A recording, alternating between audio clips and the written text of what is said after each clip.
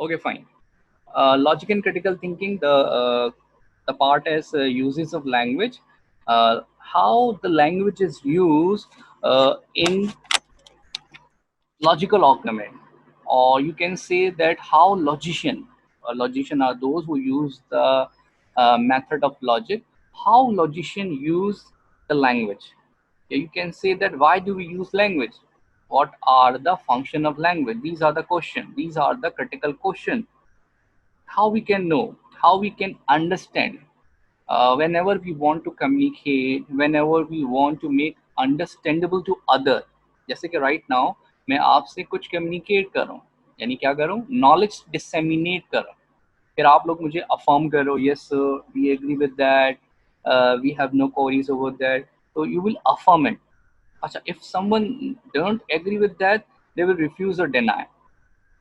So language has a tool, language has a mode of affirmation, यानी affirm करना, agree करना, और negation यानी डिनाई करना. In a simple way you can say that the yes और the no.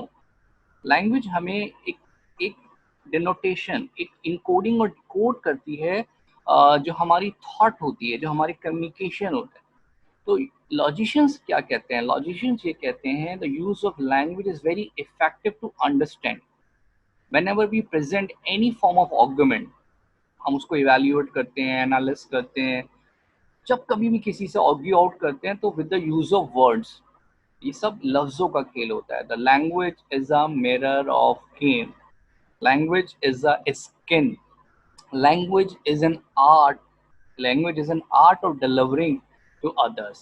So in that book, the author say that the use of language is in the two form. One is affirmation, which is means agree करना, and the another one is deny or negation, यानी इनकार करना, refute करना. या तो हम हाँ या तो हम ना, यानी हम किसी चीज से एग्री कर जाते हैं कि यस इट इज, या फिर हम कहते हैं नो इट इज नॉट. तो जो भी आर्ग्यूमेंट है, वो आर्ग्यूमेंट जो है वो इन दो तरह से होता है, या तो अफर्मेशन या तो फिर negation. Whenever we use the word, whenever you we say that what is language, so language is composed of many sound words. Sound that makes the words, and words makes the some sort of sentences. The symbol make the words, and the words make the sentences. Jैसे a ba sa, a b c d, alpha beta gamma. These are the symbols, these are the signs. These signs and symbols are used to make some sort of words. अब वो Greek alphabets हो, उर्दू की तहजी हो, या English alphabets हो, Latin हो, Greek हो, Arabian हो, all these are the words. And when we communicate, one word refer to the another word, and one word refer to something, some word, some to place the associate meanings there in it, and we form a sentences. So the sentences compose of many form of words, symbols and the sign. जैसे कि हम story writing के अंदर हम बहुत सारे sentences use करते हैं.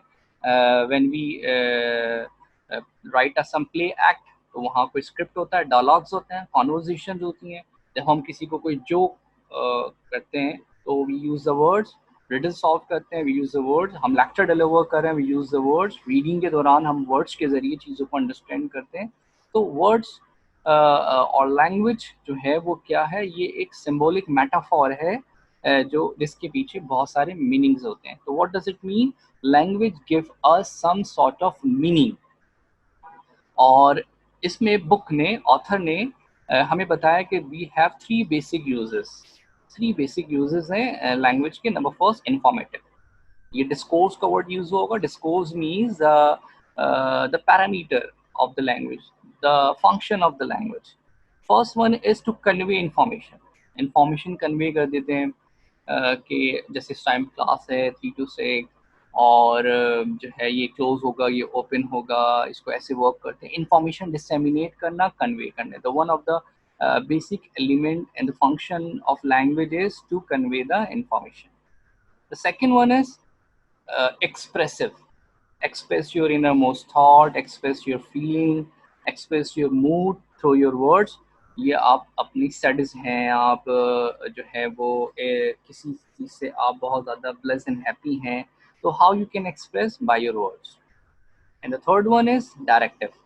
अब डायरेक्टिव क्या है?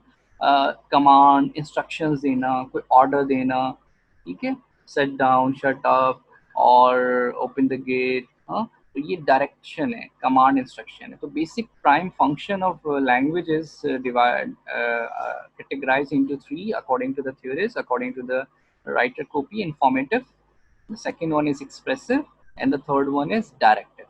Informative is used to convey information, expressive is used to express your innermost thought and feeling, and directive to command instruction, to give order. But not only these are the function, we have multiple functional languages are there. Like that we can say that the other functions, uh, that function and that attribute is called the discourse. What does it mean? Discourse means the domain, uh, the scope and the parameter of the language, where the language is used. So language has a multiple function, language is used for using the intellectual debate, intellectual enthusiasm, showing the intellectual enthusiasm, uh, knowledge dissemination. Knowledge is possible through the language, through the use of words. sermon, जैसे कोई खिताब होता है, कोई message होता है, कोई नसीहत होती है, तलकीन होती है, advisory, suggestion. So all these in the form of language. और जितनी भी साइंटिफिक थ्योरीज हैं, ट्रीटीज होती हैं, एग्रीमेंट होते हैं, लॉ होते हैं, scientific law, method, all these are in the form of language. और effective communication are also used in business communication. The whole business, the whole transaction is based on communication. We use the word either by verbally and either by in writing, by using email, by writing the blogs, by writing the articles, by making a complaint letter. Many multiple forms of communication are there, or here the language play a very important part. Second one is a motivation appeal. Through the words, we are motivated by the words. है ना? कि हम जो है वो appeal to emotions, appeal to motivation. तो motivation जो है वो वर्ड्स के जरिए, वर्ड्स जो हैं वो हमें मोटिवेट कर देते हैं। साउंड वर्ड्स होते हैं, कुछ कोटेशंस होती हैं, प्रोवर्ब्स होते हैं, पोइट्री। पोइट्री क्या है? वो हमें एक्सप्रेस करती है, पोइट्री हमें एनर्जेटिक करती है। यानी लैंग्वेज जो है वो हमें एक एस्थेटिक साउंड भी देती है। एस्थेटिक समझते हो ना, यानी एक ब्यूटीफाई करती है, जो सुनने को अच्छा लगे, जो पढ़कर हमें अच्छा लगे। जैसे पोइट्री पढ़ते हैं, नोवेल पढ़ते हैं, लिटरेचर पढ़ते हैं, कोई एक अच्छा टेक्स्ट पढ़ते हैं जिससे आप एक जो है वो, जैसे सेल्फ हेल्प बुक पढ़ी है आपने, कोई अच्छी सी बुक पढ़ी है आपने और मोटिवेट हो गए, तो वर्ड्स जो हैं, अल्फाज जो हैं, वो आपको जो है वो एक तरह से तरगीब देते हैं, मोटिवेट करते हैं। सेरेमोनियल, इस तरह ग्रीटिंग के लिए कोई रिचुअल्स हैं, या फिर किसी को हम ईद मुबारक कहा आपने, हैप्पी दिवाली कहा, या फिर आप जो है वो good morning, good night, ceremonial words हैं। ये वर्ड्स आपको इजहार कर रहे हैं सेलिब्रेशन का, खुशी का। और परफॉर्मेटिव, परफॉर्मेटिव यानी जब आप कोई काम परफॉर्म करते हैं, उसमें भी जो डूअरिंग वर्ड्स होते हैं ये इस्तेमाल किए जाते हैं। तो वर्ड्स एंड लैंग्वेज जो है वो many multiple functions are there, not only the basic three. The basic three are the, again I repeat it, the basic three are the informative, expressive, and directive, and these are the other functions. These are the other multiple function of a language. So what we learn from the all these words, words, the language is very important, very effective tool and bridge to communicate from one person to another, or through the use of word, through the use of symbols and sign, we can communicate to other. मैं अपनी बात आप तक कैसे पहुंचाऊंगा? मेरे पास जो एक इल्म है या मेरे पास जो कोई अंडरस्टैंडिंग है, मैं आप तक कम्युनिकेट करना चाहता हूँ, तो मैं पॉसिबल ही नहीं है अगर मैं लैंग्वेज का यूज़ नहीं करूँ। बिल्कुल इसी तरीके से कि how much I will be succeed when I deliver this word, तो आप मुझे रिप्लाई करोगे in the form of chat, in the form of word, then I will be make understandable कि हाँ आपने जो है इस बात को अच्छे से समझ लिया है। तो लैंग्वेज जो है वो एक अंडरस्टैंडिंग, एक फॉर्म ऑफ अंडरस्टैंडिंग डेवलप करती है। तो ये तो हमने बहुत आसान सी डेफिनेशन देखी। इसी तरीके से आपके पास एक और कंटेंट है, the form of discourse. Discourse means the uses, the function, the parameter of the language form of discourse here means the grammatical form of language. और आपने जैसे कि पढ़ा है कि we have categorically 4 statement like this, and all the sentences are used to express the thought. Declarative sentences होते हैं। Declarative sentences का काम क्या होता है? कोई बात असर्ट करना, कोई बात अफर्म करना, कोई बात एक्सप्रेस करना कि I will go to that place. Interrogative, in which we ask a question, why we do this, can I do this, can I go? So these are, can we go, uh, these are the interrogative, yani question based. And some sentences are imperative. Imperative, in which we construct the order or we put some command or instruction. Okay, open the door, shut your mouth. These are the imperative.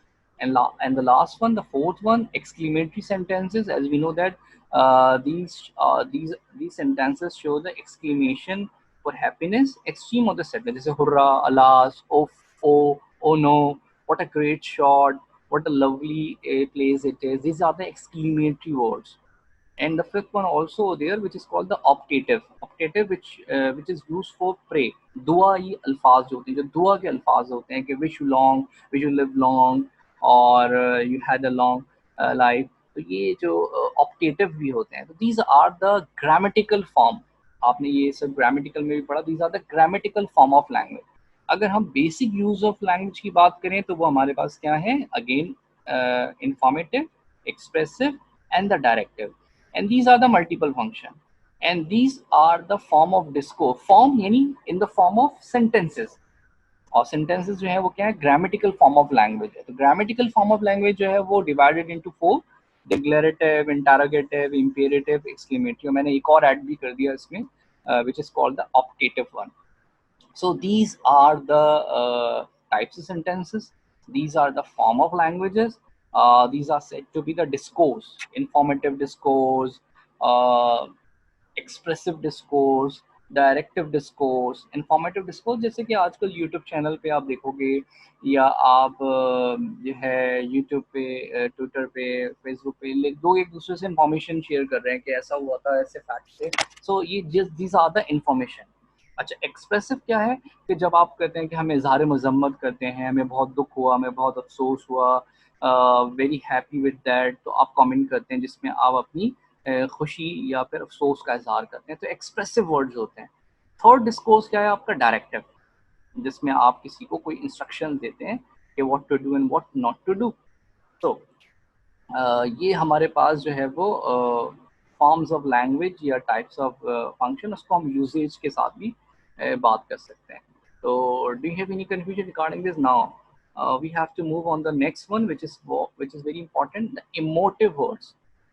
यानी एहसास व जज्बात को हम यूं लफ्ज़ों में ढाल देते हैं और लोग इसे लफ्ज़ों का मजमुआ समझकर टाल देते हैं. What does it mean? यानी जो हमारे अल्फाज होते हैं, वो जो हमारे वर्ड्स हैं, they have some hidden emotions also. whenever we speak, we speak from the mind or we speak from the heart. यानी जो एक सेंटेंस होता है, एक जो वर्ड्स हैं, उसके पीछे हमारे कोई ना कोई हिडन मोटिव होते हैं, इमोशंस भी मौजूद होते हैं. या फिर हम ये कहें कि ये बेटर पोजीशन है कि language is neutral. Language has no position. Language क्या होती है? न्यूट्रल होती है. पढ़ने वाला उन अल्फाजों को एसोसिएट करता है और जब रेफर करता है तो दे पुट मीनिंग इन दियर. अब ये एक डिबेट, ये एक डिस्कशन है. तो लॉजिशियन क्या कहते हैं, अभी हम इसको कलेक्ट करते हैं. कि आपको ये आर्गुमेंट समझ आ रहा है? Emotive words, those words are play with the emotion. जैसे टीवी के कमर्शियल देखो, जितने भी टीवी सीरीज हैं, जितने भी एड्स हैं, या पॉलिटिकल कैंपेन होती हैं, पॉलिटिकल स्पीचेस होती हैं, आपके उसमें क्या मौजूद होते हैं? इमोशंस मौजूद होते हैं. वो जो वर्ड्स हैं उनके साथ एक इमोशंस प्ले हो रहा होता है, इमोशंस ट्रिगर हो रहा होता है. दिल में अकाउंट खोलने का तरीका. तो दिल में अकाउंट खोलने का तरीका जो है वो आपको एक बैंक बता रहा है, तो आपने तो बैंक में अकाउंट खोलना है. तो ये कैसे वर्ड्स हैं? इमोटिव, जो आपको अट्रैक्ट कर रहे हैं. ठीक है, तो इसकी कोई रियलिटी है या नहीं, तो ये हम जरा डिस्कस करते हैं. लॉजिशियन क्या कहते हैं? लॉजिशियन की नज़र में लैंग्वेज क्या होती है? Neutral, non emotive. तो कहते हैं लैंग्वेज क्या है? न्यूट्रल है. लैंग्वेज में इमोशंस नहीं. ठीक है, क्योंकि वो इवैल्यूएट करते हैं आर्गुमेंट के with the use of statement. अगर हम उसमें इमोशंस को एम्बेड कर देंगे तो वो कहते हैं कि बायसनेस आ जाती है। अच्छा, जैसे कि एक बात भाई देखें ना, अब एक पोइटिक स्टेटमेंट है कि भाई कभी कभी मेरे दिल में ख्याल आता है, तो ये तो लॉजिशियन अगर इसको पढ़ेगा तो कहेगा तो ये तो पॉसिबल ही नहीं है। ख्याल का ताल्लुक, थॉट का ताल्लुक कॉग्निशन से है, थॉट प्रोसेस से है, और हर्ट से कैसे है, तो ये तो थोड़ी सी इंट्यूटिव और ये इमोटिव बात हो गई है। ठीक है, या फिर और कोई और पोइट जो है वो चांद तारे और सैयारे और कुछ मेटाफॉर यूज कर रहा है, तो वो जो पोइटिक वर्ड है वो रियलिटी से बहुत फार अवे हैं। तो लॉजिशियन ये कहते हैं कि लैंग्वेज शुड बी न्यूट्रल। तो लॉजिशियन कहते हैं कि जब हम आर्गुमेंट को इवेल्युएट करते हैं तो एक न्यूट्रल लैंग्वेज के साथ करते हैं, उसमें से जो इमोशंस हैं, हो सकता है कोई स्टेटमेंट रियलिटी ना हो, बल्कि वो एक आपकी इजहार ख्याल हो या आपकी अपनी ज़ाती राय हो या आपको ऐसा लगता हो, लेकिन वो रियल नहीं है। तो लॉजिशियन जब भी इवेल्युएट करते हैं आर्गुमेंट को, वेदर इट इज ट्रू और फॉल्स, वैलिड और इनवैलिड, तो उसमें से इमोशन को हटा देते हैं। बल्कि वो यहाँ तक कहते हैं कि इमोशन जो है वो मैनिपुलेशन करता है। ठीक है, तो ये बुलेट्स आपके सामने कि emotive meanings are affected, meanings जो है वो इफेक्ट कर जाते हैं इमोशन से। और अब देखो, सर्वेंट बोले तो वो नौकर, गुलाम। अब हेल्पर बोलूं या डोमेस्टिक वर्कर बोलूं, अब देखो नाम वही है मगर हमने एक वर्ड्स के जरिए उसका जो इम्फिसाइज है वो हमने लेस और मोर कर दिया। ठीक है, अब हम उर्दू में बोले गुलाम, हम कह रहे हैं यार ये कैसी बात कर रहे हैं, जॉब कर रहे हैं, उर्दू में बोले नौकरी पे जा रहे हैं, नौकरी, नौकर, तो हम कहेंगे नहीं यार ये नॉट साउंड द गुड। हम इसके बजाय हम बोले जो है वो, हमने कहा नहीं नहीं जॉब कर रहे हैं, वर्कर्स कह दिया हमने। ठीक है, या हमने कहा ये काम करने वाले हैं, हमने हेल्पर हैं। तो सर्वेंट जो है वो वर्ड ऐसे यूज करना जो है वो जो एक साउंड मीनिंग देते हो, इमोटिव मीनिंग देते हो। ठीक है, तो बुक में आप पढ़ोगे तो बुक में उन्होंने बहुत सारी एग्जांपल्स दी हुई हैं। एक लीगल वर्ड्स की एग्जांपल दी हुई है कि लॉ के अंदर जैसे technical terms and jargon use किए जाते हैं, तो बहुत सारे ऐसे वर्ड्स होते हैं जिसमें इमोशंस का एलिमेंट नहीं। इस तरह से मीडिया के अंदर बहुत सारे ऐसे डर्टी वर्ड्स या ऐसे एलिमेंट्स वर्ड्स यूज नहीं किए जाते जो आपको मीनिंग्स जो है वो डिफरेंट दिए जाए। तो बिजनेस के अंदर भी ऐसा ही होता है कि रैशनल आर्गुमेंट किया जाता है, तो उसके अंदर कोशिश की जाती है। लेकिन मार्केटिंग इंडस्ट्री में, एडवर्टाइजिंग इंडस्ट्री के अंदर आप सब जानते हैं कि जो इमोशंस हैं उनके साथ आपके खूबसूरत टैगलाइन बनाई जाती हैं, कमर्शियल्स के जो कंटेंट क्रिएट किया जाता है, वो एक तरह की मैनिपुलेशन है। ठीक है, रिटोरिकल स्पीच होती हैं जिसके अंदर वो ट्रैक किया जाता है। या आज के ज़माने में जो आपके जो यूट्यूबर्स हैं या ये मोटिवेशनल स्पीकर्स होते हैं, वो मोस्टली इमोशंस को प्ले करते हैं। यानी जब आप सुनते हैं तो आपको सुन के बहुत ही कोई अच्छा लगता है, आपके कानों में रस घुल रहे होते हैं और बेहद जो है वो आपको मज़ा आता है, फैंटेसी क्रिएट होती है। मगर वो एक फैंटेसी वर्ल्ड के लिए, रियलिस्टिक वर्ल्ड में जब आप उसको देखेंगे तो वो आप जो है वो उसको शायद एग्जीक्यूट नहीं कर पाते, और वो शायद रियलिटी तौर पे पॉसिबल नहीं है। यानी सुनने को तो अच्छा लगता है मगर करने में वो उतना अच्छा नहीं है, ये पॉसिबल ही नहीं है। तो ये मैनिपुलेशन जो है, तो यहाँ हमने क्या सीखा, लॉजिशियन ने क्या कंक्लूड किया, लॉजिशियन कहते हैं लैंग्वेज शुड बी न्यूट्रल, और जो इमोटिव लैंग्वेज होती है वो कहीं ना कहीं मैनिपुलेट की जाती है। अब ये सारा कुछ तो हो गया, लास्ट आर्गुमेंट हमारा है, उसके बाद फिर हम आपका जो है वो जो है वो क्यूए करते हैं, क्वेश्चन आंसर्स करते हैं, और फिर कुछ एक्सरसाइजेस भी देखेंगे। Kind of agreement and disagreement.